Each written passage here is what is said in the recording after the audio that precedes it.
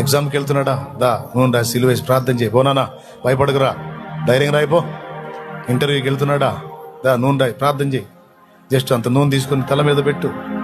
బిడ్డ వెళ్తున్న కార్యం మంచి జ్ఞానమే అయ్యా, జ్ఞాపక శక్తిని అయ్యా, నా బిడ్డకు తోడయ్యుండు, నాకు నువ్వు అనుగ్రహించావు దేవా. వీడు ఆ స్థానాన్ని సాధించాలి. ఎందుకంటే నీ కోసం ప్రభువా, నీ పిల్లల కోసం ప్రభువా, నీ పరిచర్య కోసం ప్రభువా, నా బిడ్డకి ఇవ్వ. వాడు ఇంటర్వ్యూకి వెళ్తే చేయాలా, వాడు చదువుకి వెళ్తుంటే, ఎగ్జామ్ కోసం ప్రిపేర్ అయ్యి వెళ్తుంటే చేయాలా. ఒక్క మాట, దా ప్రార్థన చేస్తారయ్యా. వాడు పెళ్లికి ఎదిగినోడైనా సరే, ప్రార్థన చేస్తానంటే ఎందుకు రాడు, వస్తాడు. దయ్యదా ఏంటమ్మా అన్నాడు, నా సంతోషం కోసం రారా అని బతిలాడు. రా ఇల్లు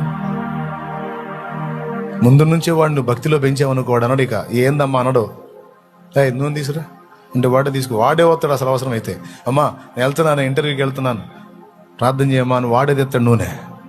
అట్లా తయారు చేయాల.